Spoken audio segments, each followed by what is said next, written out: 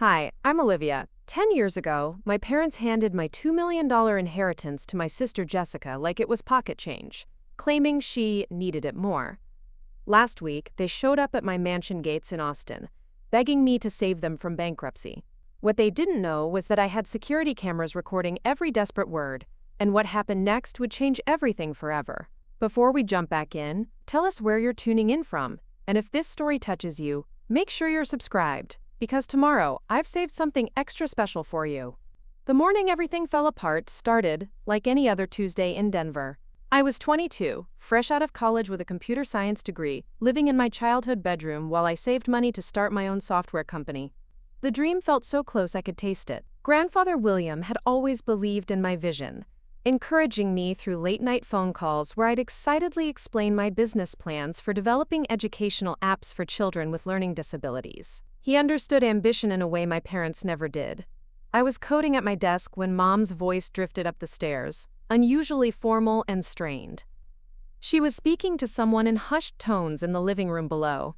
Dad's deeper voice joined the conversation, followed by my sister Jessica's familiar laugh, the one she used when she was about to get something she wanted. At 25, Jessica had perfected the art of charming our parents into giving her whatever she desired, from designer handbags to covering her credit card debt from her frequent shopping sprees. Something about the tone made me pause my work and listen more carefully. I caught fragments of phrases, estate settlement, final distribution, and quote, what William would have wanted. My grandfather had passed away 3 months earlier, leaving behind a successful real estate development company he'd built from nothing. I knew there was an inheritance involved, but the details had been kept deliberately vague whenever I asked about it. Curiosity got the better of me, and I made my way downstairs, my bare feet silent on the hardwood floors. The living room door was partially closed, but I could see through the gap. A man in an expensive suit sat across from my parents, legal documents spread across our coffee table. Jessica sat beside Mom, her perfectly manicured hands folded in her lap, that satisfied smile playing at the corners of her mouth. The amount is substantial, the lawyer was saying, his voice carrying the weight of importance. $2 million, as specified in William's will. He was very clear about his intentions. My heart nearly stopped. $2 million. That was more than enough to fund my startup, to turn my dreams into reality, to honor everything Grandfather William had taught me about building something meaningful from the ground up. He'd always said I had his entrepreneurial spirit, that I reminded him of himself at my age, hungry, determined, unwilling to settle for ordinary. Jessica has always been more responsible with money, Dad was saying, his voice carrying that tone he used when he'd already made up his mind about something. She understands the importance of stability, of making safe choices. I almost laughed out loud at that. Jessica, responsible with money? The same Jessica who'd blown through a $15,000 trust fund from our grandmother in 6 months on designer clothes and exotic vacations? The same Jessica who still asked our parents to pay her rent when her part-time job at an art gallery didn't cover her lifestyle? William specifically mentioned Olivia in several conversations, the lawyer continued, consulting his notes. He seemed quite invested in her business aspirations. The technology sector, wasn't it? Olivia's always been a dreamer, Mom interjected, her voice dismissive in that particular way that made my stomach clench. She's young, idealistic. Jessica has a more practical outlook on life. She'll invest this money wisely, perhaps in real estate like her grandfather did. I pressed closer to the door, my pulse racing.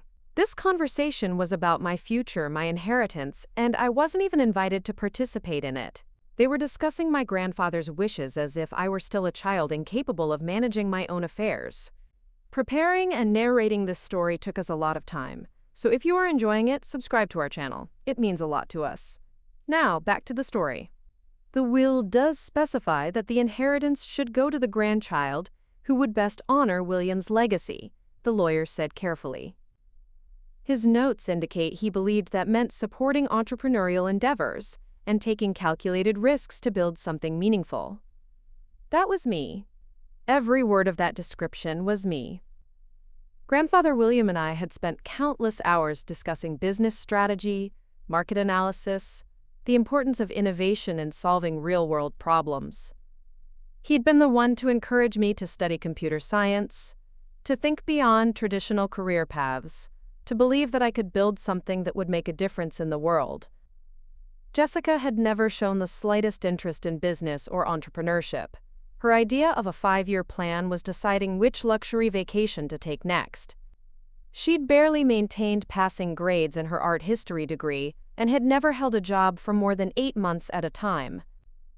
"We appreciate your guidance," Dad was saying to the lawyer, "but we've made our decision. Jessica will receive the inheritance. We'll handle the family dynamics internally." The words hit me like a physical blow. Just like that, they'd decided my fate without even consulting me. $2 million that could have launched my company, fulfilled my dreams, honored my grandfather's belief in me, handed over to my sister because she was supposedly more responsible. I backed away from the door on trembling legs, my mind reeling. How was this possible?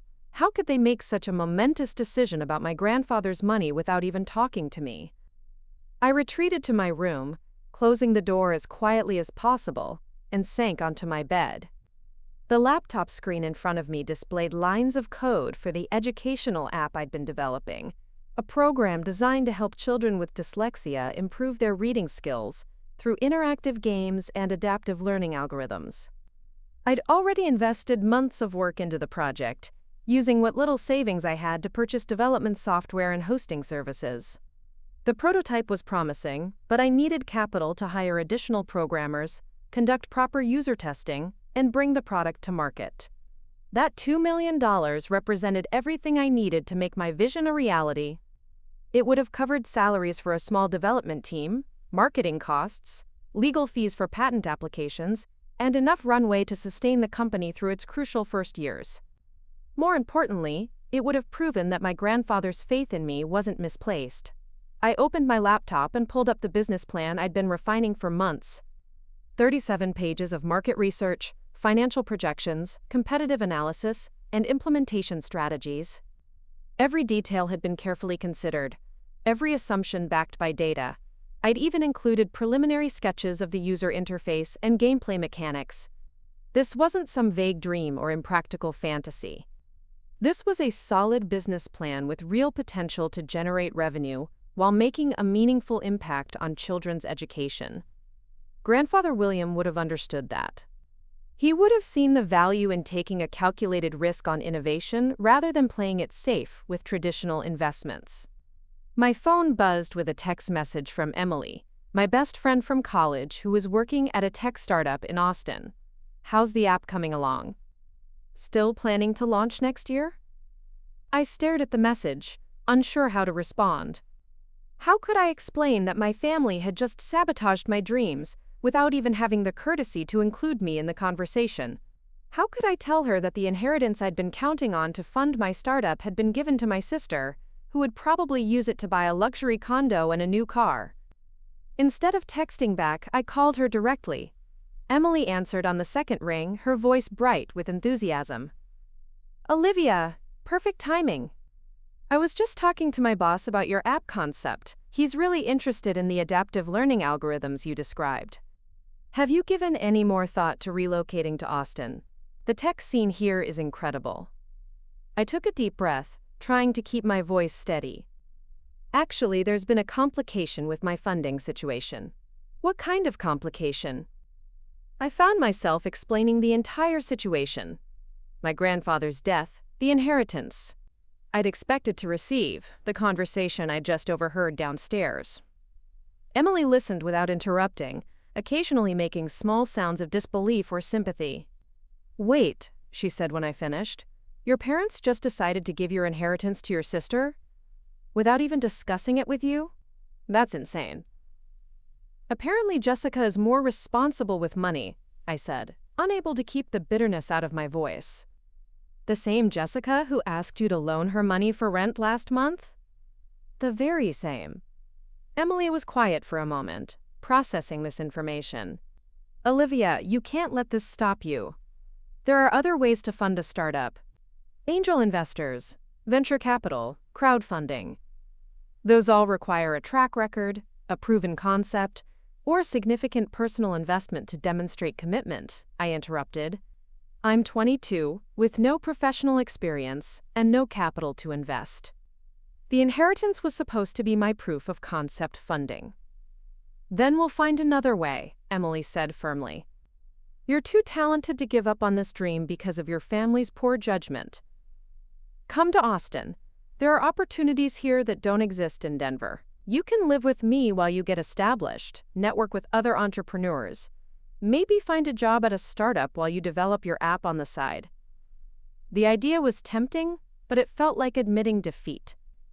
I can't just run away from this situation. It's not running away, Emily countered. It's strategic repositioning.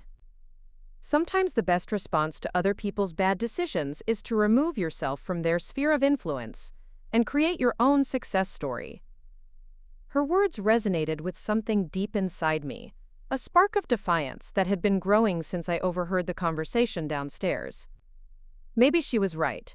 Maybe the answer wasn't to fight my family for recognition or fairness, but to prove them wrong by succeeding without them. After we hung up, I sat in the gathering darkness of my room, staring out the window at the Denver skyline. Somewhere out there were other young entrepreneurs working late into the night, pursuing their dreams despite obstacles and setbacks. Some of them had supportive families and ample funding. Others, like me, would have to find alternative paths to success. The house below was quiet now. The lawyer had presumably left, taking his documents and his formal pronouncements with him. Jessica was probably celebrating her windfall, already making plans for how to spend her unexpected fortune. My parents were likely congratulating themselves on making a responsible decision that would keep the money safe within the family. None of them understood what they'd just taken from me. It wasn't just money. It was validation, opportunity, and the chance to honor my grandfather's memory by building something meaningful with the resources he'd left behind. They saw only dollar signs and safety nets, not the potential for innovation and impact. I opened my laptop again and began typing a new document. Not code this time, but a letter. A formal record of what had happened today and what it meant to me. I wanted to document this moment, this feeling of betrayal and determination, so that someday, when I'd built my own success, I could remember exactly what had driven me to prove them wrong. The letter grew longer as the night wore on, becoming part manifesto and part business plan. I wrote about my grandfather's belief in entrepreneurship, about the potential of my educational app to help thousands of children, about the difference between taking calculated risks and playing it safe. I wrote about dreams deferred but not abandoned, about family dynamics that prioritized conformity over innovation. Most importantly, I wrote about a decision that was crystallizing in my mind with each passing paragraph. I wouldn't stay in Denver to watch Jessica squander the inheritance that should have been mine. I wouldn't remain in a house where my ambitions were dismissed as impractical fantasies. I would go to Austin, as Emily had suggested, and I would build my company from nothing, the way my grandfather had built his real estate empire decades earlier. If my family wanted to bet on Jessica's supposed responsibility and practical nature, they were welcome to do so. But I would bet on myself, on my skills, on my determination to succeed, despite their lack of faith. And someday, when my company was worth millions and my sister had blown through her inheritance, they would understand the magnitude of their mistake. I saved the letter to my laptop and closed it, then began researching one-way flights to Austin. It was time to stop depending on other people's recognition and start creating my own destiny. My grandfather had believed in me, even if my parents didn't, and that belief would have to be enough to sustain me through whatever challenges lay ahead. The next morning would bring difficult conversations and painful decisions, but tonight I felt something I hadn't experienced in months: hope. Not the passive hope of waiting for others to validate my dreams, but the active hope of someone ready to fight for their own future. Whatever happened next, I would face it on my own terms, with my own resources, accountable only to myself and to the memory of a grandfather who had seen potential in me that my own parents couldn't recognize. 2 days later, I was loading my belongings into a rented car for the drive to Austin, leaving behind more than just a city and a family. I was leaving behind the version of myself who had waited for permission to pursue her dreams. who had counted on other people's money to validate her ambitions. The woman driving toward Texas was different. Harder, more focused, burning with the kind of determination that only comes from being told you can't do something and deciding to prove the doubters wrong. Jessica could have her inheritance and the safety it represented. I would build something better from nothing, and someday they would all understand what they had lost when they chose to bet against me. Austin welcomed me with sweltering heat and the kind of energy that only comes from a city in constant motion. Emily picked me up from the airport in her beat-up Honda Civic, grinning widely as I loaded my 2 suitcases and laptop bag into her trunk. Everything I owned in the world fit into those 3 pieces of luggage, a stark reminder of how completely I'd severed ties with my old life in Denver. "Welcome to your new beginning," Emily announced as we pulled away from the terminal. "I've already cleared out the spare room, and my roommate Sarah is excited to meet you. She works at a fintech startup downtown and knows everyone in the Austin tech scene." The apartment was a cramped 2-bedroom in East Austin, nothing like the spacious suburban house I'd grown up in, but it felt like freedom. The walls were covered with startup posters and tech conference badges, the coffee table stacked with programming books and venture capital magazines. This was a place where ambition was celebrated, not dismissed as impractical dreaming. That first week, I threw myself into networking with the intensity of someone who had nothing left to lose. Emily introduced me to developers, entrepreneurs, and venture capitalists at coffee shops, co-working spaces, and tech meetups. I pitched my educational app concept to anyone who would listen, refining my presentation with each conversation, learning to anticipate questions and objections. The feedback was encouraging but frustrating. Everyone agreed the concept was solid, the market opportunity was real, and my technical skills were impressive for someone my age. But when the conversation turned to funding, the enthusiasm always cooled. Without a working prototype, proven user engagement metrics, or significant personal investment, I was just another young dreamer with a good idea and no resources to execute it. "You need to bootstrap this thing," advised Marcus Chen, a successful entrepreneur who'd sold his previous company for $30 million. We were sitting in a trendy coffee shop in downtown Austin, surrounded by other aspiring founders hunched over laptops and whiteboards. "Find a way to build the minimum viable product yourself, get some users, prove the concept works. Then come back to investors with data instead of just passion." I nodded, scribbling notes on my phone, but inside I was calculating the impossibility of what he was suggesting. Building a sophisticated educational app required months of full-time development work, user interface design, back-end infrastructure, and extensive testing. I could handle the programming, but I needed to eat and pay rent while I worked on it. The catch-22 was maddening. I needed money to build the product that would help me raise money. My savings dwindled quickly in those first months. Austin's cost of living was higher than I'd anticipated, and even splitting expenses 3 ways with Emily and Sarah, I was burning through my modest nest egg faster than I could replenish it. I took on freelance web development projects to keep myself afloat, coding websites for local businesses and small startups during the day while working on my app at night. The work was tedious and poorly paid, but it taught me valuable lessons about project management, client relations, and the unglamorous reality of building software for real users with real problems. Every late night spent debugging someone else's website was a reminder of what I was working toward, motivation to push through the exhaustion and frustration. 3 months into my Austin adventure, I received my first phone call from home since leaving Denver. Jessica's name appeared on my phone screen at 11 p.m. on a Thursday as I sat at my laptop surrounded by empty coffee cups and crumpled energy bar wrappers.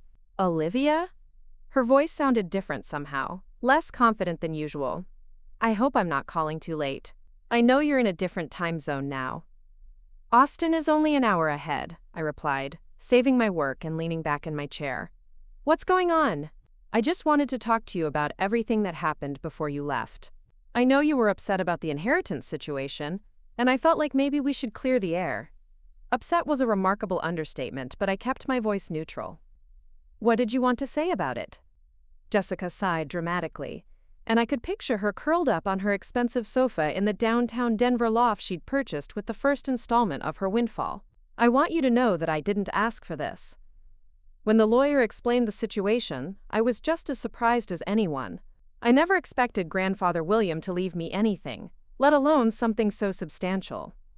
The casual way she referred to it as something so substantial, instead of your inheritance that our parents gave to me, was telling. In Jessica's version of events, she was just an innocent recipient of unexpected good fortune, not the beneficiary of a family decision that had derailed my carefully planned future. "What have you done with the money?" I asked, genuinely curious despite my lingering resentment. "Well, I bought the loft, of course. And I've been investing in some real estate opportunities that Dad recommended. There's this amazing development project in Aspen that's supposed to triple in value over the next 5 years." I closed my eyes, feeling a familiar surge of frustration. Jessica was using my grandfather's hard-earned money to speculate on luxury real estate while I survived on ramen noodles and freelance crumbs, trying to build something that could actually help people. The irony was almost too perfect. "That sounds very practical," I managed, the word tasting bitter in my mouth. "I also wanted you to know that if you ever need help, financial help, you can always ask. Families should support each other, right?" The offer was simultaneously generous and insulting. Jessica was essentially offering to give me back scraps of my own inheritance, as if her charity could somehow balance the scales of what had been taken from me. The assumption that I would come crawling back for handouts revealed how little she understood about my motivations or my character. "I appreciate the thought," I said carefully, "but I'm doing fine here, building something on my own." "Oh, right, your app thing. How's that going?" "Your app thing?" As if 3 years of research, planning, and development could be dismissed with such casual indifference. As if the educational software that could help thousands of children with learning disabilities was just a hobby I'd picked up to pass the time. "It's going well," I lied smoothly. "Actually, I should get back to work on it. Thanks for calling, Jessica." After we hung up, I sat staring at my laptop screen for a long time, feeling the weight of her casual dismissal and patronizing offer of financial assistance. Jessica would never understand that this wasn't about money anymore. It had stopped being about the inheritance the moment I'd decided to leave Denver and prove myself on my own terms. This was about proving that their assessment of me had been fundamentally wrong. That the dreamer and idealist they'd dismissed was actually a determined entrepreneur capable of building something valuable from nothing. That the sister they'd passed over in favor of someone more practical would ultimately achieve more than they'd ever imagined possible. The motivation from that phone call carried me through the next several months of grinding development work. I streamlined my freelance commitments to focus on higher-paying clients, allowing me to dedicate more time to my app while still covering my basic expenses. The educational software slowly began to take shape, evolving from scattered code files into a coherent, functional program. I beta-tested early versions with local schools and tutoring centers, gathering feedback from teachers and students about user interface design, educational content, and engagement features. The responses were overwhelmingly positive. Children with dyslexia showed measurable improvement in reading comprehension after just 2 weeks of using the adaptive learning games. Teachers reported that students were more motivated to practice reading skills when the exercises felt like playing rather than studying. This could revolutionize how we approach learning disabilities. Dr. Patricia Wells, a literacy specialist at Austin Community College, told me after reviewing the beta version. The adaptive algorithms that adjust difficulty based on individual progress patterns are unlike anything currently available in educational technology. Her words meant more to me than any venture capital funding could have. This validation from education professionals proved that my concept wasn't just technically sound but genuinely useful. I was solving a real problem for real people, creating value beyond mere profit margins. 6 months after leaving Denver, I had a working prototype that demonstrated clear educational benefits, positive user feedback, and growing interest from schools and learning centers. It was time to start thinking seriously about scaling the business, which meant revisiting the funding conversation I'd been avoiding. But this time, I approached potential investors from a position of strength rather than desperation. I had data instead of just passion, proven results instead of hypothetical projections. The app wasn't a pipe dream anymore. It was a functional product with measurable impact and clear market demand. My first serious investor meeting was with Rebecca Martinez, a partner at Austin Ventures who specialized in educational technology companies. Emily had made the introduction through her network of startup connections, and I'd spent weeks preparing for the presentation. The learning disability market is underserved but highly regulated, Rebecca explained after I'd finished my pitch. School districts move slowly, procurement processes are complex, and parents are protective about educational tools their children use. How do you plan to navigate those challenges? I pulled up a detailed go-to-market strategy I'd developed based on my beta testing experience. Direct sales to schools have long cycles and complex approval processes, so my initial focus is on the consumer market. Parents of children with learning disabilities are actively seeking supplemental educational tools, and they make purchasing decisions much faster than institutional buyers. What's your customer acquisition cost? Current projections show an average of $45 per customer through targeted digital marketing, with a lifetime value of approximately $200 based on our subscription model. The unit economics work even with conservative retention assumptions. Rebecca leaned forward, clearly intrigued by the specificity of my answers. How much funding are you seeking, and what would you use it for? $500,000 for an 18-month runway. 60% would go toward engineering talent to accelerate development of advanced features. 25% for marketing and customer acquisition. 15% for operations and business development. We talked for another hour about market size, competitive landscape, and growth projections. Rebecca asked tough questions about scalability, regulatory compliance, and potential partnership opportunities with established educational companies. By the end of the meeting, I felt cautiously optimistic about her level of interest. "I'm impressed with what you've built so far," she said as we shook hands outside her office. "The product quality is exceptional for a solo founder, and your understanding of the market dynamics is sophisticated. I'd like to discuss this with my partners and get back to you within 2 weeks." 2 weeks felt like an eternity, but I used the time productively, setting up additional investor meetings and continuing to refine the product based on user feedback. I also received an unexpected email that would change everything. The message was from David Morrison, the president of Learning Bridge Educational Systems, one of the largest educational technology companies in the country. He'd somehow heard about my app through industry contacts and wanted to discuss potential partnership opportunities. "Ms. Collins," he wrote, "your adaptive learning platform has generated significant interest within our organization. We'd like to explore potential collaboration opportunities that could benefit both of our companies. Would you be available for a conversation next week?" A partnership with Learning Bridge could solve every funding and distribution challenge I was facing. They had established relationships with school districts nationwide, proven marketing channels, and resources I could never access as an independent startup. But partnering with a large corporation also meant giving up control over my vision and potentially diluting the innovative features that made my app unique.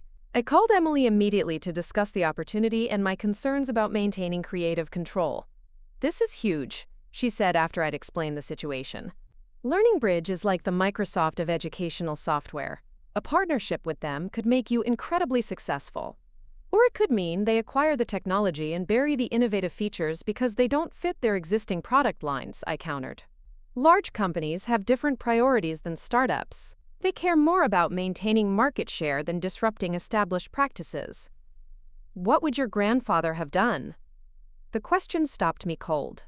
I'd been so focused on proving myself independent of family influence that I'd stopped thinking about what William Collins would actually advise in this situation. He'd built his real estate empire through strategic partnerships and calculated risks, never letting pride interfere with practical opportunities. He would have taken the meeting, I admitted, but he also would have negotiated from a position of strength, not desperation. "Which is exactly what you're doing," Emily pointed out. "You have a working product, proven market demand, and multiple interested parties. You're not some desperate founder begging for scraps. You're an entrepreneur with options." She was right, though it was difficult to internalize after months of financial struggle and constant uncertainty. The broke graduate student who'd fled Denver in a rented car had evolved into a legitimate business owner with genuine leverage in negotiations. The meeting with David Morrison took place at Learning Bridge's Austin satellite office, a gleaming building in the Domain shopping district that screamed corporate success. David was younger than I'd expected, probably in his early 40s, wearing the kind of expensive casual attire that signaled confidence without ostentation. I've been following your work for the past few months, he said, after the initial pleasantries. Our research team has identified adaptive learning as a critical growth area, but we've struggled to develop algorithms as sophisticated as yours. The personalization features in your app are genuinely impressive. Thank you, I replied, settling into the leather chair across from his desk. I'm curious about what kind of collaboration you had in mind. We're prepared to offer you a licensing deal for the core technology, with guaranteed minimum payments of $2 million over 3 years, plus revenue sharing on any products that incorporate your algorithms. $2 million. The exact amount of my inheritance, offered by a stranger who valued my work more than my own family had. The symmetry was almost too perfect to believe. That's a generous offer, I said carefully, but I'm more interested in maintaining control over the product, development, and user experience. Licensing the technology while partnering on distribution might be a better fit for what I'm trying to accomplish. David nodded appreciatively. You're thinking like an entrepreneur, not just a technologist. That's exactly the kind of strategic thinking we want to partner with, rather than simply acquire. We spent the next 2 hours discussing various partnership structures, from simple licensing agreements to joint ventures with shared control over product direction. By the end of the meeting, we'd outlined a framework that would give me the resources to scale rapidly, while maintaining creative control over the educational content and user experience. I'll have our legal team draft a preliminary agreement based on our discussion, David said as I gathered my materials. But I want you to know that this isn't just about the technology for us. We're betting on you as a founder and business leader. That's why we're willing to structure this as a partnership, rather than a straight acquisition.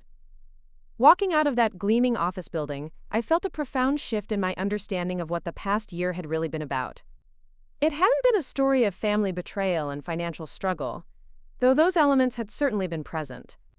It had been a story of transformation, of discovering capabilities I didn't know I possessed, and building something valuable from nothing but determination and skill. The phone calls I'd been dreading finally came that evening. First my mother, then my father, each reaching out separately, as if they'd coordinated their approach to seem more casual and spontaneous. Olivia, sweetheart, Mom began, her voice carrying forced cheerfulness that couldn't quite mask underlying anxiety. We've been thinking about you so much lately. How are things going in Austin? Things are going very well, I replied truthfully. I'm making good progress on my business. That's wonderful, honey. Your father and I have been feeling terrible about how we handled the inheritance situation. We realize now that maybe we didn't consider your feelings as much as we should have. Maybe they didn't consider my feelings. The careful language was typical of my mother's approach to difficult conversations, acknowledging fault without fully accepting responsibility. She was testing the waters, trying to gauge whether I was still angry or had moved past the situation. I appreciate you saying that, I said diplomatically. It was a difficult time, but I think everything worked out the way it was supposed to. Jessica mentioned that you might be interested in some financial help with your business venture. We'd be happy to invest in your company, help you get it off the ground properly. The offer was tempting in its irony. My parents, who had dismissed my business plans as impractical dreaming, were now offering to invest in the very company they'd inadvertently forced me to build without their support. They wanted to buy their way back into my success story after writing themselves out of it. That's very kind, I replied, but I'm actually in discussions with some institutional partners who can provide both funding and strategic support. I don't think I'll need family investment at this point. The silence that followed was telling. Mom had expected me to jump at their offer, to welcome them back into my professional life with gratitude and relief. The possibility that I might have moved beyond needing their help had clearly not occurred to her. Well, if you change your mind, she said finally, you know we're here for you. Family should support each other. Family should support each other. The phrase echoed Jessica's words from months earlier, carrying the same assumption that support could be turned on and off like a faucet, offered and withdrawn based on convenience and circumstances. After we hung up, I sat on my apartment's tiny balcony, looking out at the Austin skyline and thinking about the distance I'd traveled in more than just geographical terms. The young woman who'd overheard that devastating conversation in her parents' living room had been dependent on other people's recognition and resources. The entrepreneur fielding partnership offers from major corporations had learned to create her own validation and opportunities. The phone call from my father came an hour later, following a similar script but with his characteristically direct approach. "Your mother tells me you're doing well with your business," he said without preamble. "I wanted you to know that we're proud of what you've accomplished." Proud. After dismissing my ambitions as impractical fantasies, after handing my inheritance to my sister without discussion, after forcing me to start over with nothing, they were now proud of what I'd accomplished, despite their lack of support. "Thank you," I said simply. I also wanted to apologize for how we handled the inheritance situation. We thought we were making the responsible choice, but we realize now that we didn't give proper consideration to your business plans or your relationship with your grandfather. It was the closest thing to a genuine apology I'd ever heard from my father, an acknowledgement that their decision had been based on incomplete understanding rather than careful analysis. But it also revealed the fundamental problem with their thinking. They were apologizing for poor execution, not for the assumption that they had the right to make such decisions without consulting me. "I understand you were trying to do what you thought was best," I replied diplomatically. "If there's anything we can do to help now, any way we can support your business or make up for our mistake, please let us know. Money, connections, advice, whatever you need." Whatever I needed, the offer was comprehensive and generous, but it came approximately 18 months too late to matter. I'd already built the connections, developed the expertise, and attracted the resources necessary to succeed. Their belated support would be redundant at best, a distraction at worst. "I appreciate the offer, Dad, but I'm in a good position right now. The business is growing, and I have the support I need to take it to the next level." The conversation continued for a few more minutes, both of us navigating the awkward territory between genuine reconciliation and polite distance. When we hung up, I realized that something fundamental had shifted in our relationship dynamic. They were no longer the authority figures whose approval I craved and whose resources I needed. We were now adults dealing with each other as equals, each with our own responsibilities and capabilities. That night, I updated my business plan to reflect the potential Learning Bridge partnership and the investor interest from Austin Ventures. The financial projections were remarkable. Within 2 years, my educational software company could be generating millions in revenue while helping tens of thousands of children improve their learning outcomes. But more than the numbers, I was proud of the journey that had brought me to this point. Every late night spent coding, every rejection from potential investors, every moment of doubt about whether I could succeed on my own had contributed to building not just a company, but a confidence that no family decision could take away from me. I thought about my grandfather often during those late-night planning sessions, wondering what he would think of the business I was building. William Collins had started with even less than I had, immigrating to Denver with nothing but ambition and a willingness to work harder than his competitors.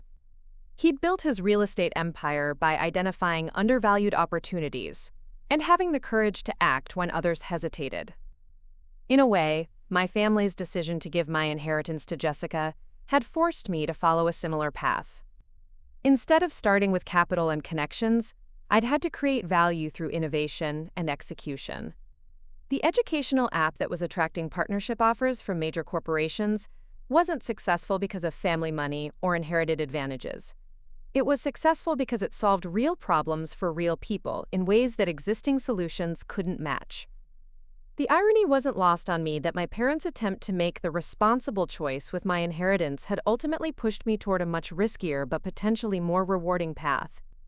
If they'd given me the $2 million as originally intended, I might have built a smaller, safer company that generated steady returns without pushing the boundaries of what educational technology could accomplish.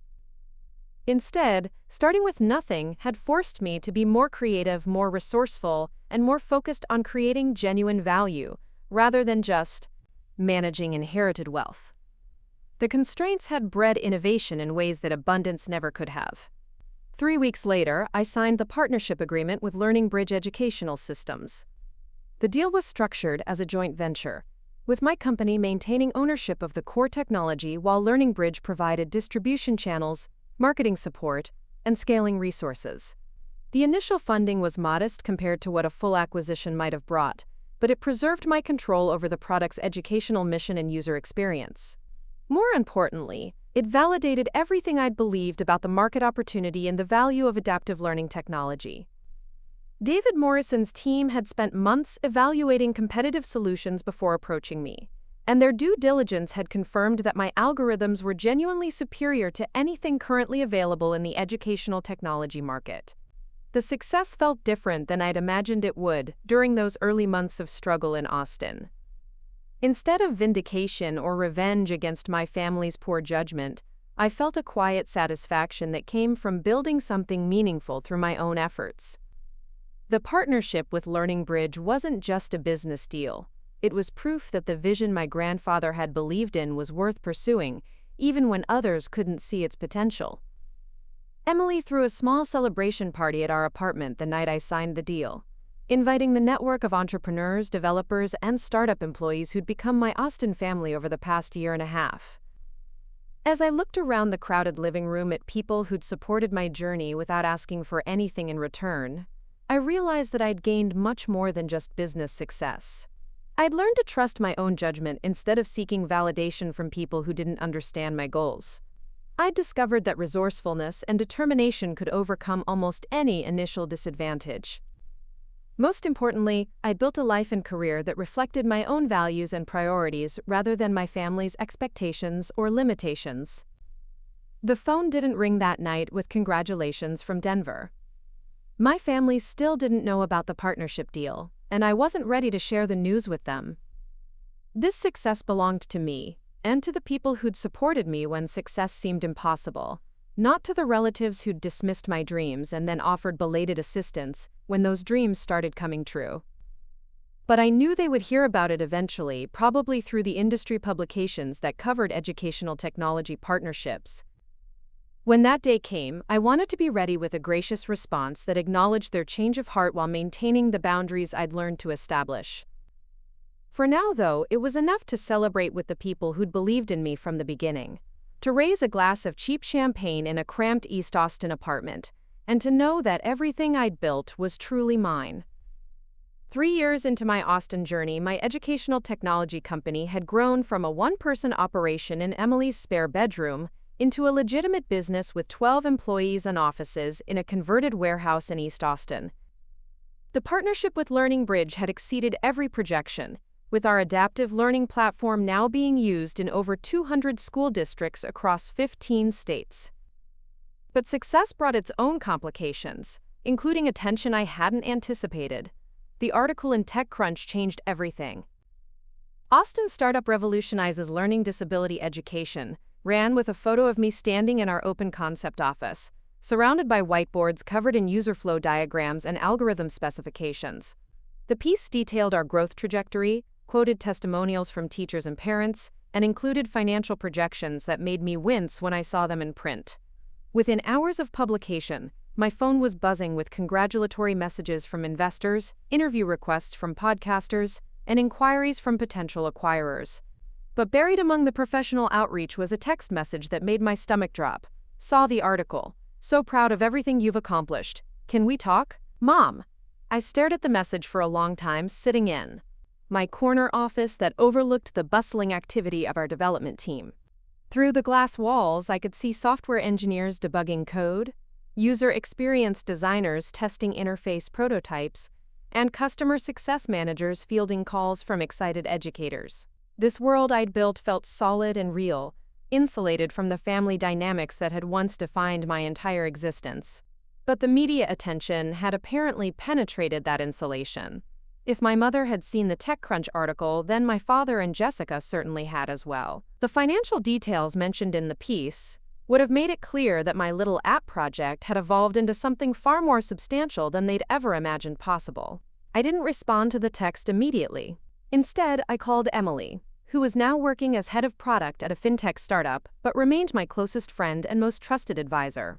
They've probably been tracking your success through industry publications for months, she said when I explained the situation. The TechCrunch piece just made it impossible to ignore how successful you've become. What do you think they want? Honestly? Probably to repair the relationship now that you've proven them wrong so spectacularly.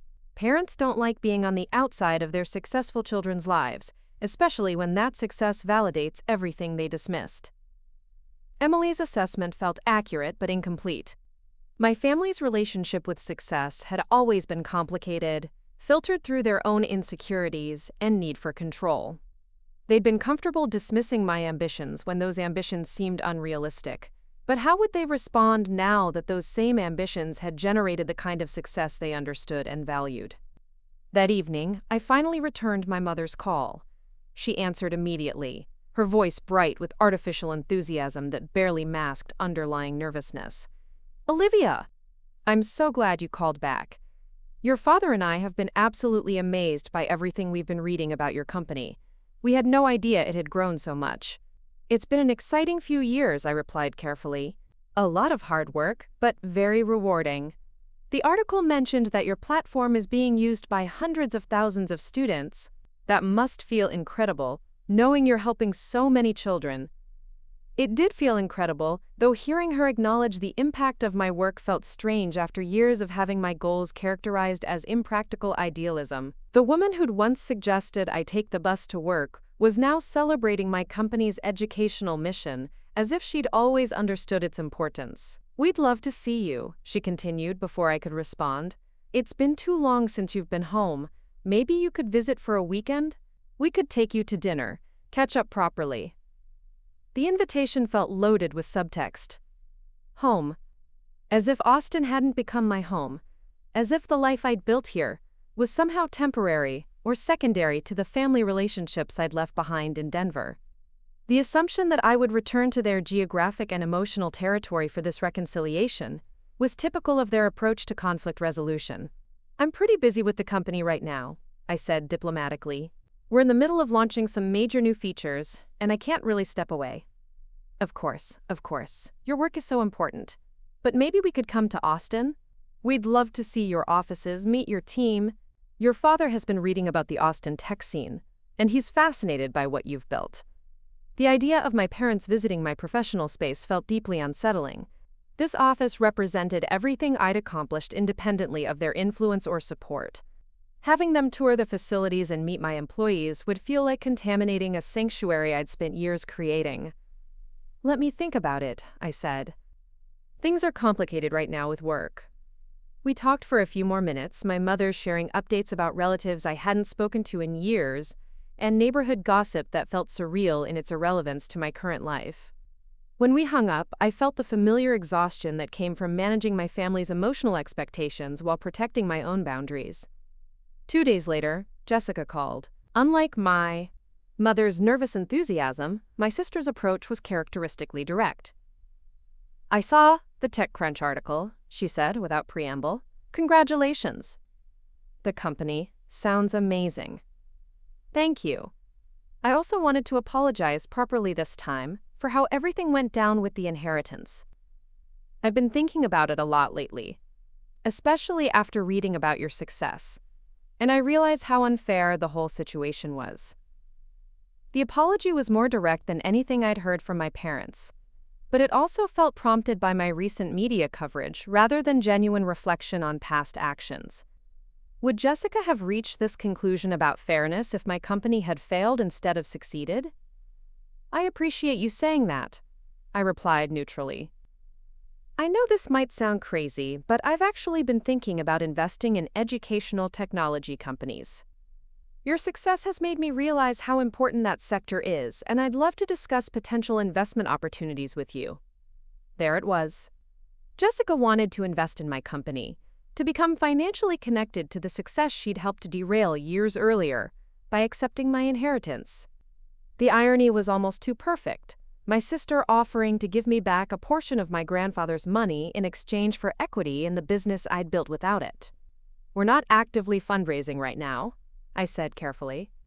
"Our partnership with Learning Bridge has given us the resources we need for our current growth plans." "What about future rounds? I know tech companies usually go through multiple fundraising cycles. I'd be very interested in participating as an investor." The conversation continued for another 10 minutes, Jessica outlining her newfound interest in educational impact investing and her desire to be more involved in meaningful business ventures. Everything she said was reasonable and well-intentioned, but it felt fundamentally transactional.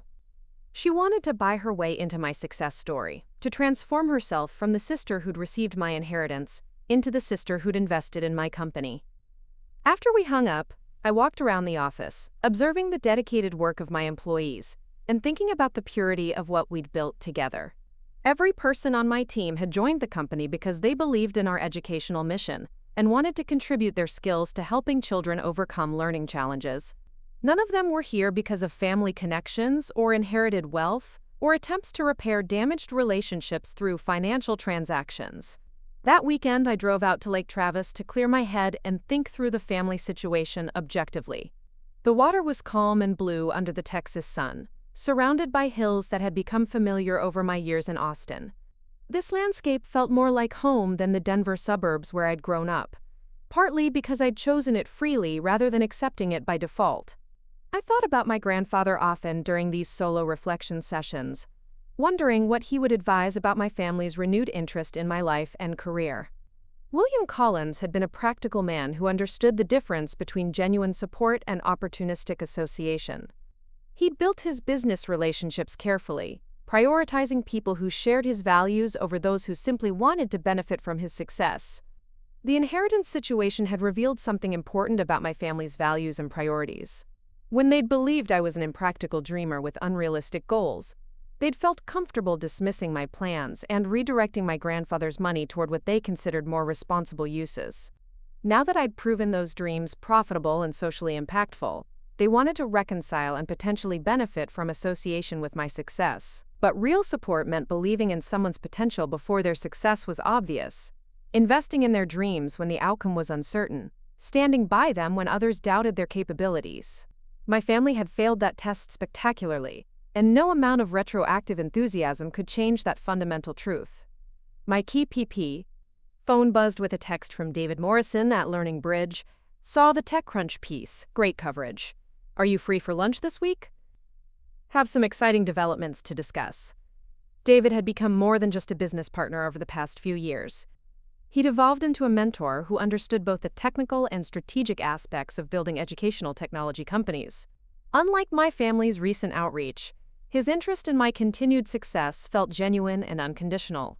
We met at a trendy restaurant in downtown Austin, the kind of place where venture capitalists and startup founders conducted informal deals over artisanal sandwiches and craft cocktails. David arrived characteristically early, already reviewing documents on his tablet when I walked in. The media attention is exactly what we hoped for, he said after we'd ordered. We're getting inquiries from school districts we've been trying to reach for months. The validation from independent press coverage is opening doors that direct sales pitches couldn't touch. That's fantastic, I replied, though I was more focused on the personal implications of the coverage than the business benefits. There's something else I wanted to discuss with you, David continued, setting aside his tablet and leaning forward slightly. We've been so impressed with your leadership and strategic thinking that we want to propose expanding our partnership. He outlined a plan that would essentially make my company a wholly owned subsidiary of Learning Bridge, with me maintaining operational control while gaining access to their full corporate infrastructure and resources. The financial terms were generous, more money than I could have imagined when I'd started the company in Emily's spare bedroom. You'd become a vice president of Learning Bridge, with equity participation in the parent company and complete autonomy over your educational technology division, David explained. Think of it as the best aspects of being acquired without losing the entrepreneurial control that's made your company successful. The offer was tempting in its scope and security. Learning Bridge was a stable, profitable company with resources that could accelerate my platform's impact exponentially. But accepting would also mean giving up the independence I'd fought so hard to establish, trading autonomy for the safety of corporate affiliation. I need some time to think about it, I said, though I was already leaning toward accepting. It's a big decision that would affect my entire team. Of course.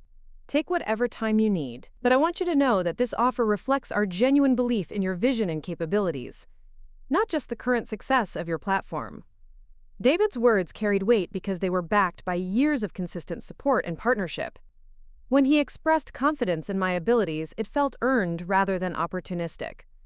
The contrast with my family's recent outreach couldn't have been starker. That evening, I called a team meeting to discuss the Learning Bridge proposal with my key employees.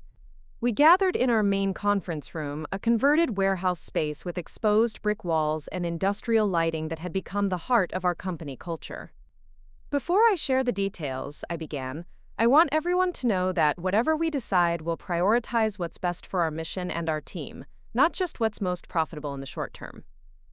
I outlined the acquisition offer, the benefits it would provide for scaling our platform, and the protections it included for maintaining our educational focus and employee autonomy. My team listened thoughtfully, asking detailed questions about reporting structures, development timelines, and long-term strategic goals. The financial security would let us take bigger risks with innovation, observed Sarah Chen, our head of engineering. We wouldn't have to worry about quarterly revenue targets constraining our research and development efforts. But we'd also be accountable to Learning Bridge's broader business priorities, countered Marcus Rodriguez, our user experience director. What happens if their strategic goals conflict with what's best for students with learning disabilities? The discussion continued for over an hour, covering every aspect of the proposed partnership from technical integration challenges to cultural compatibility concerns. By the end of the meeting, we'd reached a consensus that surprised me with its unanimity. Everyone wanted to accept the offer, but with specific contractual protections for our educational mission and team autonomy. You built this company to help kids who struggle with learning, Emily said during our post-meeting debrief. The Learning Bridge partnership would let you help a lot more kids while maintaining everything that makes your approach unique. It's the kind of strategic decision your grandfather would have made.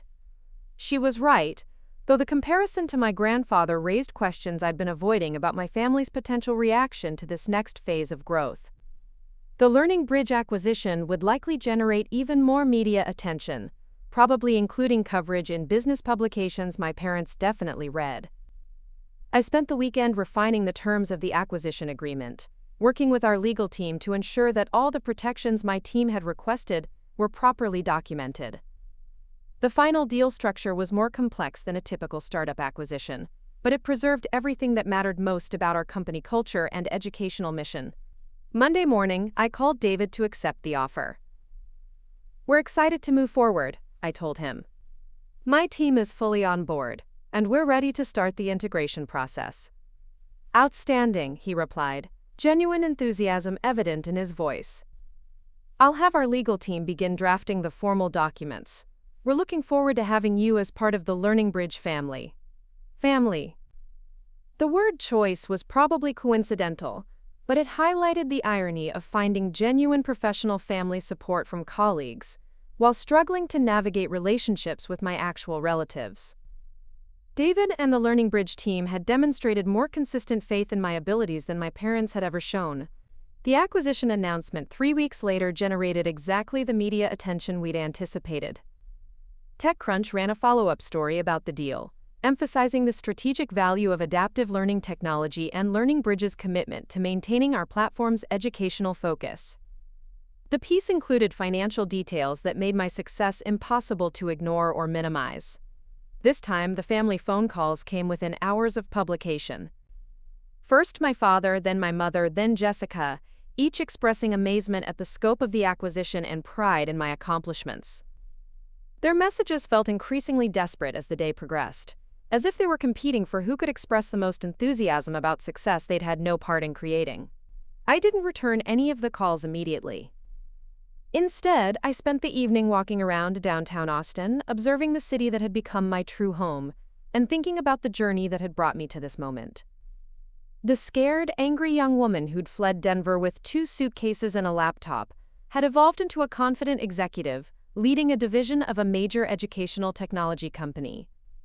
But more than professional success, I'd gained something my family had never provided: a clear sense of my own worth that wasn't dependent on other people's recognition or approval. The inheritance they'd given to Jessica had been money, valuable, certainly, but ultimately just a financial resource. What I'd built in Austin was much more precious: a career based on my own capabilities, relationships built on mutual respect and shared values, and the satisfaction of creating something that genuinely helped people. When I finally returned my family's calls the next day, I found myself speaking to them as an equal for the first time in my adult life. Their enthusiasm about my success felt genuine but irrelevant. They were celebrating an outcome they'd had no part in creating, expressing pride in accomplishments they'd once dismissed as impossible. "We always knew you had it in you," my father said during our conversation, a statement so divorced from reality that I almost laughed out loud. "We should have supported your dreams from the beginning," my mother added. "We realize now how wrong we were about your business potential." Their revisionist history was understandable but ultimately beside the point. The woman they were talking to now had been forged by their lack of support, not despite it. The independence and determination that had made my success possible were direct results of being forced to build something from nothing without family backing. "I appreciate you saying that," I replied diplomatically, "but everything worked out the way it was supposed to." I learned a lot from starting over on my own. The conversations were cordial but distant, like diplomatic exchanges between friendly nations with fundamentally different interests. We were family by blood, but strangers by choice and circumstance. The relationships that truly mattered in my life were with people who'd supported my vision when supporting it required faith, rather than just acknowledging obvious success. That weekend, I drove out to a hill country vineyard with Emily to celebrate the acquisition properly. We sat on a patio overlooking rolling hills covered in grapevines, drinking wine and talking about the unlikely path that had brought me to this moment of professional triumph. "Do you ever regret how everything went down with your family?" Emily asked. "The inheritance situation, having to start over, all the struggle in those early years?" I considered the question seriously, thinking about alternate timelines where my parents had given me the inheritance as originally intended, where I'd started my company with $2 million in funding and family support. That version of my story might have been easier, but it wouldn't have been better. "No," I said finally, "I wouldn't change anything. The struggle made me stronger, and starting with nothing made me more creative and resourceful. If they'd given me the inheritance, I might have built a smaller, safer company that didn't push the boundaries of what educational technology could accomplish. Plus, you wouldn't have come to Austin," Emily pointed out. "We never would have met, and you wouldn't have built the network that made everything else possible." She was right. The betrayal that had felt so devastating at 22 had ultimately redirected my life toward opportunities and relationships I never would have discovered in Denver. The family that had rejected my dreams had inadvertently pushed me toward a community that celebrated and supported them. As the sun set over the Texas hill country, painting the sky in shades of orange and pink, I felt a profound sense of gratitude for the journey that had brought me to this moment. Not gratitude for my family's poor judgment or the pain of starting over, but gratitude for discovering my own resilience and capability when external support disappeared. The acquisition would bring new challenges and opportunities, but I was ready for whatever came next. I'd learned to trust my own judgment, to build relationships based on mutual respect rather than obligation, and to create value through innovation and hard work rather than inherited advantage. My phone buzzed with congratulatory messages from colleagues, investors, and friends who'd supported my journey from the beginning. These were the voices that mattered now. People who'd believed in my potential before my success was obvious, who'd invested their time and energy in helping me succeed without expecting anything in return. The inheritance my family had given to Jessica was gone, probably squandered on luxury purchases and speculative investments that generated no lasting value. But what I'd built in its absence, the company, the relationships, the confidence in my own abilities, couldn't be taken away by anyone else's decisions or poor judgment. That night, as I sat on my apartment balcony looking out at the Austin skyline, I realized that I'd gained something far more valuable than the money my grandfather had left me. I'd gained the knowledge that I could build something meaningful from nothing, that my success didn't depend on other people's resources or approval, and that the most important inheritance anyone could receive was the confidence to pursue their own vision regardless of external obstacles. The scared young woman who'd overheard that devastating conversation in her parents' living room felt like a different person now, someone I remembered fondly but no longer identified with. The executive who would soon be leading a division of Learning Bridge Educational Systems had been forged through years of independent struggle and self-reliance. Tomorrow would bring new challenges, as we began integrating my platform with Learning Bridge's broader educational ecosystem. But tonight was for reflection and gratitude. I'd proven everything I'd set out to prove, not to my family but to myself. The rest was just details. 7 years had passed since the Learning Bridge acquisition, and my life had transformed in ways I never could have imagined during those early struggling days in Austin. As Vice President of Educational Innovation at Learning Bridge, I'd overseen the expansion of our adaptive learning platform to over 3 million students across 42 states. The Division I lead employed over 200 people and generated annual revenue exceeding $50 million. But success had brought unexpected complications, including family dynamics I thought I'd left behind permanently. The call came on a Tuesday morning in March. I was in my corner office on the 32nd floor of Learning Bridge's new headquarters in downtown Austin, reviewing quarterly performance metrics for our latest product launch, when my assistant knocked on my door. "Olivia, there's someone here to see you," she said, her expression puzzled. "She says she's your sister, but she doesn't have an appointment." Jessica. I hadn't seen her in person for nearly 8 years, hadn't spoken to her in over 2. The last communication had been a brief email congratulating me on being named to Forbes' 40 Under 40 Inches list, which I'd acknowledged politely but hadn't pursued further. "Send her in," I said, saving my work and closing my laptop. Whatever had brought Jessica to Austin unannounced was probably important, though I couldn't imagine what kind of emergency would require an in-person conversation. She appeared in my doorway moments later, looking older than her 39 years, and significantly less polished than I remembered. Her clothes were expensive but wrinkled, as if she'd been traveling, and her usual confident demeanor had been replaced by something closer to desperation. "Olivia," she said, hovering uncertainly in the doorway. "Thank you for seeing me. I know I should have called first, but I wasn't sure you'd agree to meet." "Come in," I replied, gesturing to the seating area near my office windows. "What brings you to Austin?" Jessica sat down heavily in one of the leather chairs, clutching a designer purse that looked worn despite its obvious original cost. "I need to talk to you about Mom and Dad, about our family situation." I settled into the chair across from her, noting the tension in her posture and the way she avoided making direct eye contact. This wasn't the confident sister I remembered, the one who'd always seemed to glide through life with minimal effort and maximum reward. "Are they okay?" I asked, feeling a familiar flutter of concern despite years of emotional distance. "They're healthy," Jessica said quickly, "but they're not okay financially. Things have been difficult for them, and they're too proud to ask for help directly." The admission surprised me. My parents had always been comfortable, if not wealthy, with Dad's insurance business providing steady income and their real estate investments appreciating over time. The idea that they might be struggling financially had never occurred to me. "What happened?" I asked.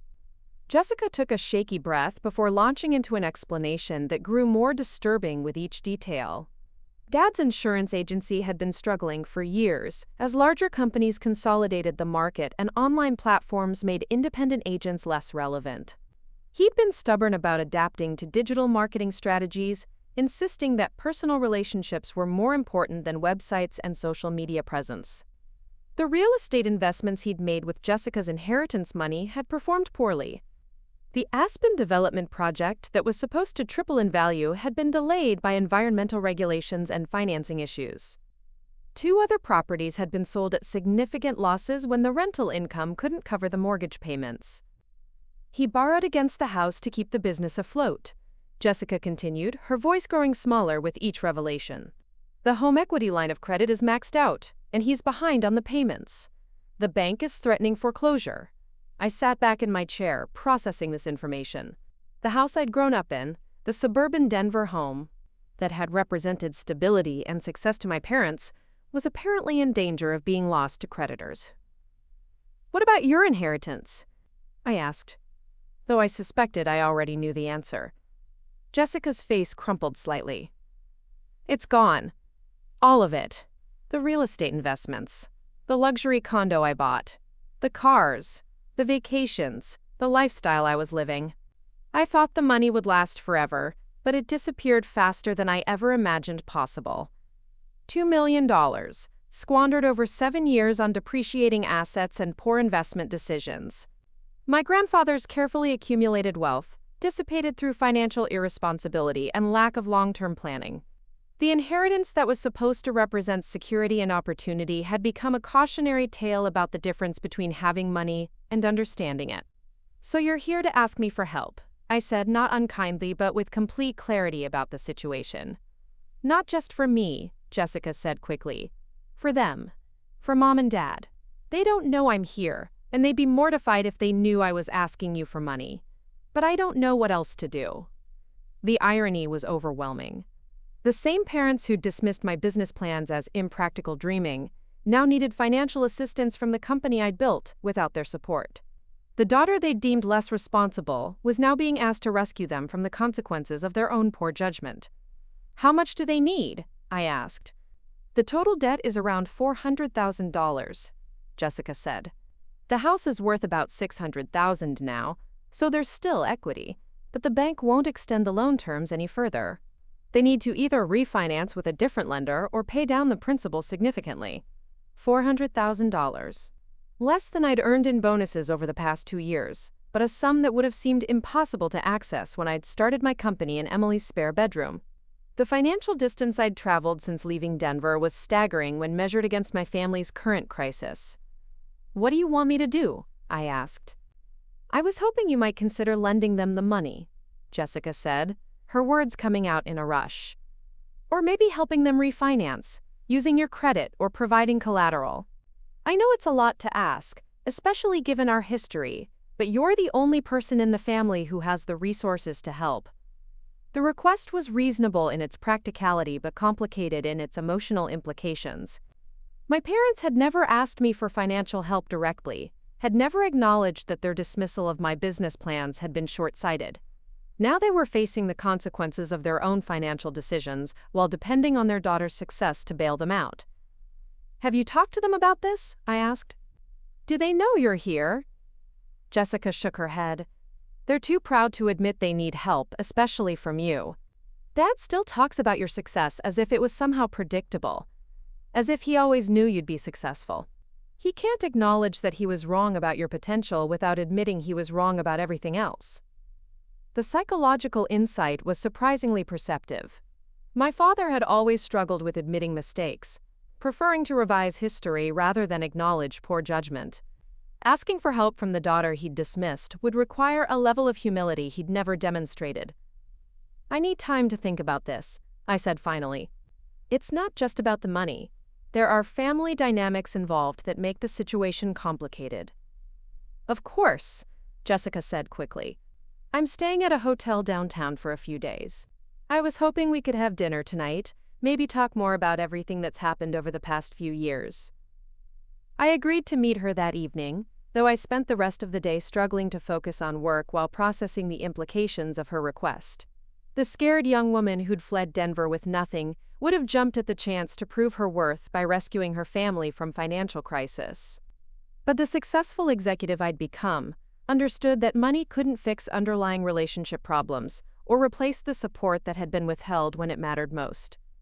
That evening, we met at an upscale restaurant in downtown Austin, the kind of place where tech executives and venture capitalists conducted business over expensive wine and artisanal cuisine. Jessica looked more composed than she had in my office, having changed into a dress that was still expensive, but showed signs of wear around the edges. "Thank you for agreeing to have dinner," she said as we settled into our booth. "I know this whole situation is awkward, and I appreciate you hearing me out." "Tell me about your life," I said, deflecting from the immediate crisis to understand the broader context. "What have you been doing since the inheritance ran out?" Jessica's story was a familiar one among people who'd inherited wealth without developing the skills to manage it effectively. She'd tried several different career paths: art gallery management, interior design consultation, boutique retail ownership, but none had generated sustainable income or captured her genuine interest. "I kept thinking the next opportunity would be the one that worked," she said, swirling wine in her glass. "But I never really learned how to build something from nothing the way you did. I was always looking for the easy path, the quick success." The admission was more honest than I'd expected. Jessica had never been particularly introspective about her own motivations or limitations, preferring to coast on charm and family connections rather than developing genuine expertise. "What about now?" I asked. "What are your plans if we can resolve Mom and Dad's financial situation?" "I've been thinking about going back to school," she said. "Maybe getting an MBA or learning about financial planning. I want to understand money better, to make sure I never end up in this position again." The desire for education and self-improvement was encouraging, though it came years too late to prevent the current crisis. Jessica was essentially asking me to fund her second chance at financial responsibility, while she developed the skills she should have acquired before inheriting $2 million. "I need to ask you something directly," I said, setting down my fork and looking at her seriously. "If I help Mom and Dad, what's to prevent this from happening again? What's changed about their financial decision-making or your ability to manage money responsibly?" Jessica was quiet for a long moment, considering the question. "Honestly, I don't know if anything has changed for them. They're still proud, still stubborn, still resistant to acknowledging their mistakes. But I've changed.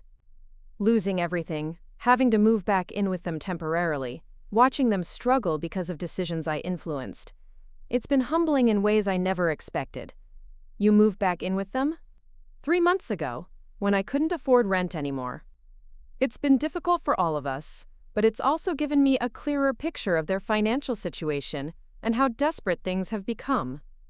The image of my 39-year-old sister living in her childhood bedroom while our parents faced foreclosure was both pathetic and poignant. The golden child who'd received my inheritance had ended up exactly where I'd started, dependent on family support while trying to figure out her next steps. "What would you do differently if you had the chance?" I asked. "Everything," Jessica said without hesitation. "I would have invested conservatively, lived within my means, maybe started a business or learned a practical skill. I would have treated the inheritance as a responsibility rather than a windfall." We talked for another hour about family dynamics, financial responsibility, and the possibility of repairing relationships that had been damaged by years of poor communication and mismatched expectations. Jessica was more thoughtful and self-aware than I'd ever seen her, though I wondered if this newfound wisdom was genuine growth or just desperation speaking. When we parted ways outside the restaurant, I still hadn't made any commitments about financial assistance. The decision required careful consideration of both practical and emotional factors that couldn't be resolved over a single dinner conversation. That weekend, I drove out to the hill country to think through the situation objectively. The rolling hills and blue skies of Central Texas had become my sanctuary for processing difficult decisions, a place where I could separate my emotions from the practical considerations that needed to guide my choices. The financial aspect was straightforward. I had the resources to help my parents avoid foreclosure without significantly impacting my own financial security. $400,000 was a substantial sum, but not a life-changing amount for someone in my position. The emotional considerations were far more complex. Helping my family would essentially be paying for the privilege of rescuing them from consequences that stemmed partly from their decision to give my inheritance to Jessica. There was a certain justice in being asked to solve problems that had been created by dismissing my judgment and financial capabilities. But there was also an opportunity for grace, for demonstrating the kind of unconditional support I'd wished for during my own times of struggle. My parents had made poor decisions based on limited understanding and misguided priorities. But they were still my parents. The love I felt for them had never disappeared, even when I'd been angry about their lack of faith in my abilities. I thought about my grandfather often during these contemplative drives, wondering what he would advise about using the success built from his inspiration to help family members who'd squandered his actual bequest. William Collins had been a practical man who understood both the importance of family loyalty and the dangers of enabling poor judgment. The solution that emerged during my hill country reflection was characteristically pragmatic. I would help my parents, but with conditions that protected both their dignity and my own boundaries. The assistance would be structured as a business transaction rather than charity, with clear terms and expectations that reflected the lessons I'd learned about money, responsibility, and family dynamics. Monday morning, I called Jessica at her hotel. "I've decided to help," I said without preamble, "but there are conditions we need to discuss." "Anything," she said immediately. Whatever you think is fair. First, this needs to be handled as a formal loan with documented terms and regular payments. I won't enable the kind of financial irresponsibility that created this situation in the first place. Of course, that makes complete sense. Second, Mom and Dad need to ask me directly. I won't participate in a transaction where they're unaware of the source of their assistance or unwilling to acknowledge their need for help. This condition was the most challenging, requiring my parents to swallow their pride and admit that their daughter's success was now necessary for their financial survival. But it was also the most important, because it established honesty as the foundation for any future relationship. I understand, Jessica said. It might take some time to convince them, but I think they're desperate enough to agree. Third, you need to be part of the solution, not just the problem. I want you to enroll in a financial literacy program and demonstrate that you're serious about learning to manage money responsibly. I've already been researching programs, Jessica said. There's a comprehensive course at the University of Denver that covers personal finance, investment strategies, and small business management. The conversation continued for another 20 minutes as we worked through the details of the loan structure, repayment timeline, and accountability measures. By the time we hung up, I felt confident that the arrangement would help my family while protecting my own interests and establishing healthier boundaries for our future interactions. The call from my father came 2 days later, his voice strained with the effort of making a request that clearly violated every instinct of pride and independence he'd cultivated over decades. "Olivia," he said after awkward pleasantries about work and weather, "I need to discuss a financial matter with you. Jessica tells me you might be willing to help us with some temporary difficulties we're experiencing." Temporary difficulties. Even when asking for help, Dad couldn't bring himself to acknowledge the full scope of their crisis, or his own role in creating it. But the fact that he was calling at all represented progress toward the kind of honest communication our family had always avoided. "I understand you're facing foreclosure," I said gently. "That must be incredibly stressful." "It's been challenging," he admitted. "Some investments haven't performed as expected, and the business has been slower than usual. We're looking at various options for resolving the situation. Jessica mentioned that you might need around $400,000 to get back on solid ground." "That's approximately correct," Dad said, his voice tight with embarrassment. "It's a significant amount, and I wouldn't ask if we had other alternatives." The conversation that followed was unlike any we'd ever had. For the first time in my adult life, my father was asking for my help rather than offering advice or criticism. The power dynamic that had defined our relationship for 3 decades had completely reversed, with him now dependent on my judgment and resources. "I'm willing to help," I said finally, "but I need us to be completely honest about the situation and the terms of any assistance." "Of course, whatever you think is appropriate."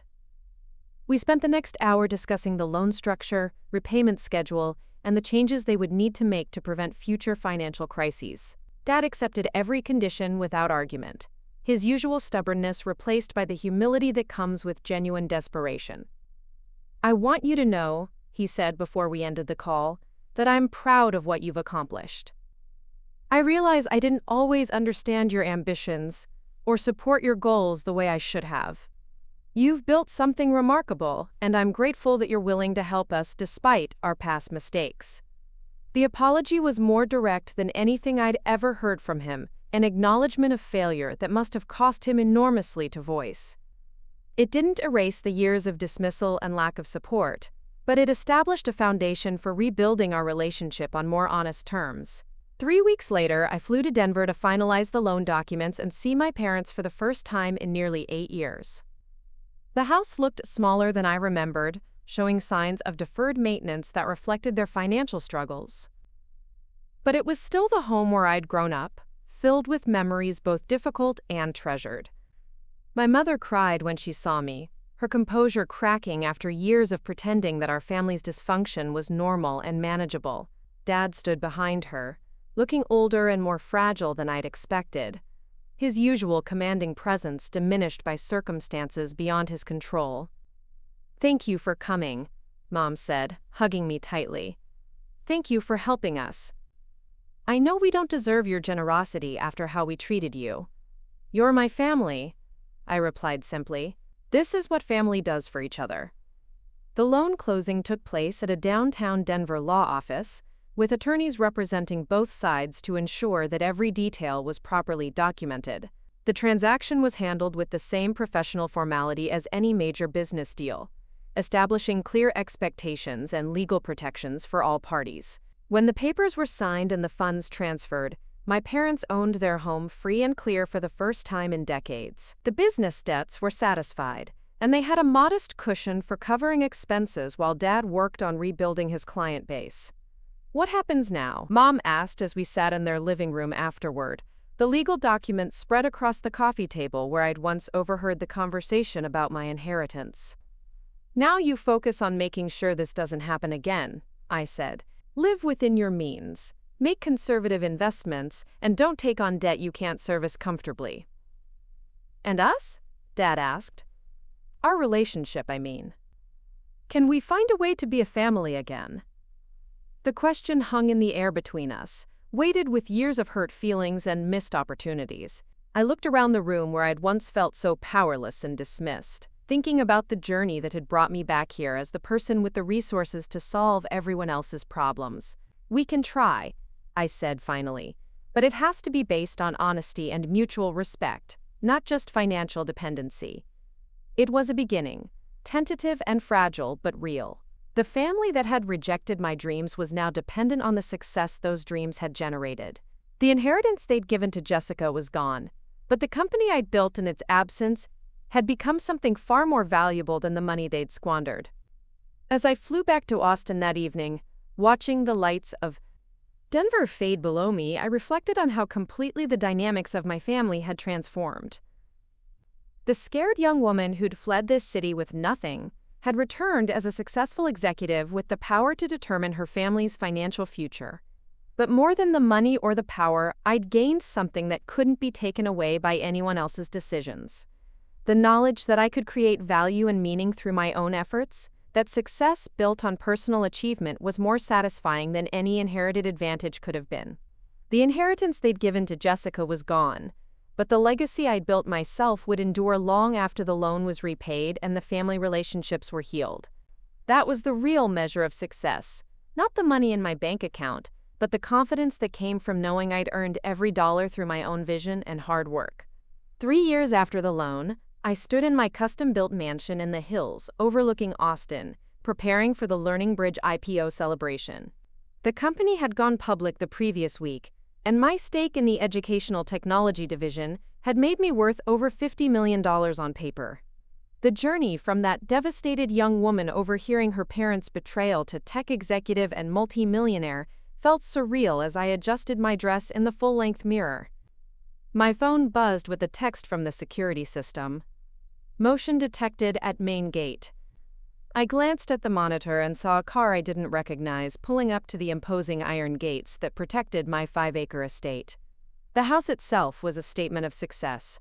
10,000 square feet of modern architecture with floor-to-ceiling windows, an infinity pool, and a view of the Austin skyline that real estate agents called priceless.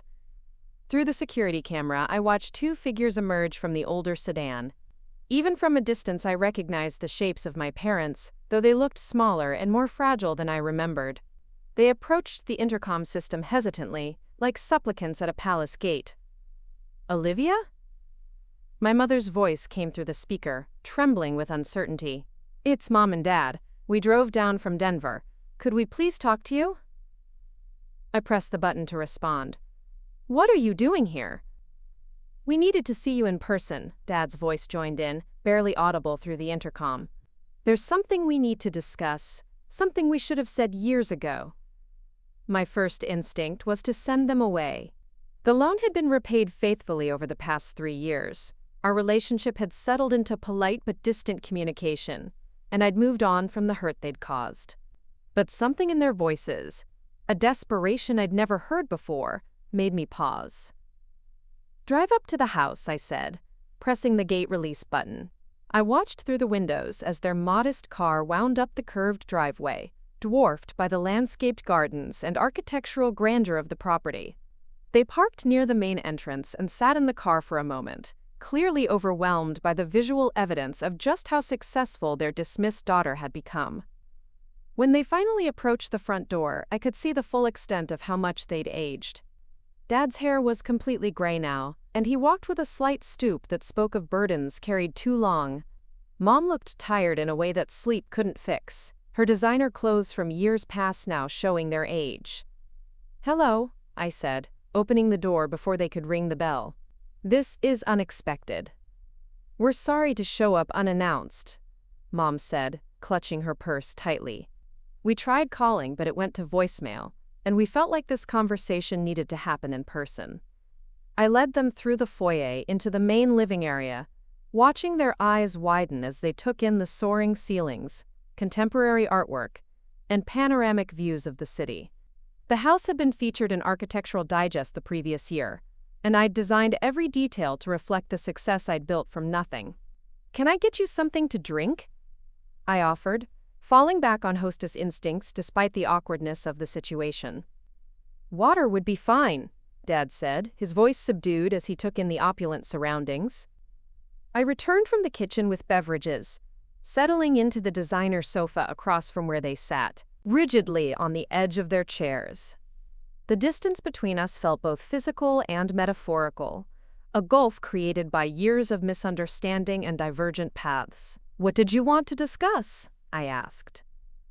Mom and Dad exchanged glances, engaging in one of their silent marital communications. Finally, Mom spoke. "We came to apologize," she said, her voice thick with emotion. "Really apologize, not just for the inheritance, but for everything. For not believing in you, for dismissing your dreams, for choosing Jessica over you when it mattered most." "We were wrong," Dad added, his usual confidence completely absent. "About everything. About you, about Jessica, about what mattered and what didn't. We've had 3 years to think about it, to see how our choices affected everyone, and we can't live with ourselves without making this right." I studied their faces, looking for signs of manipulation or self-serving motivation, but found only genuine remorse. These weren't the proud, dismissive parents I remembered from my youth. They were broken people who'd finally understood the magnitude of their mistakes. "What brought this on?" I asked. "Jessica," Mom said simply. "She's been working so hard to turn her life around, going to school, working part-time jobs, really trying to understand money and responsibility. But she's been struggling with guilt about the inheritance, about being chosen over you when she didn't deserve it. She found some old photos last week," Dad continued. "Pictures of you with your grandfather, working on projects, talking about business ideas. She said looking at them made her realize that Grandpa William saw something in you that we were too blind to recognize."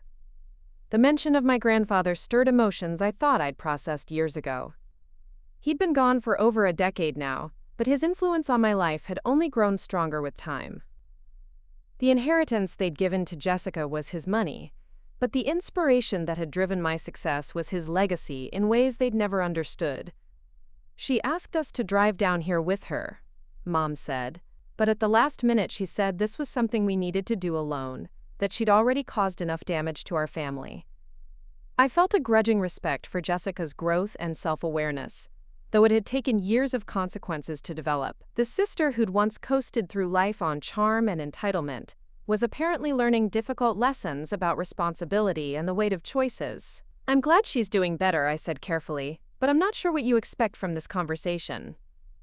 "We don't expect anything," Dad said quickly. "We just needed you to hear us say that we were wrong, that we're sorry, that we're proud of who you've become despite our failure to support you. We know we can't undo the past," Mom added, "but we hoped that maybe someday we could be the parents you deserved from the beginning." Their words hung in the air between us, weighted with years of hurt and missed opportunities. The young woman who'd fled Denver in a rented car would have craved this apology, would have seen it as validation of everything she'd suffered. But the successful executive sitting in her mansion felt only a distant sadness for the family relationships that had been damaged by pride and poor judgment. "I forgive you," I said finally, meaning it more than I'd expected. "Not because you're asking for it, but because carrying anger has become exhausting. I've built a good life here, and I don't want past hurt to diminish that." Relief flooded their faces, though I suspected they'd hoped for more than forgiveness, perhaps an invitation back into my life, a chance to be part of the success they'd once dismissed. "We followed your career," Dad said. "The IPO, the awards, the recognition. We're incredibly proud of what you've accomplished." "Thank you," I replied. "It's been a challenging but rewarding journey." We talked for another hour about neutral topics: the company's growth, their life in Denver, Jessica's progress in school. The conversation was cordial but careful, like diplomats from formerly warring nations negotiating a peace treaty. The love was still there, buried under years of disappointment and misunderstanding, but the easy intimacy of family had been replaced by something more formal and guarded.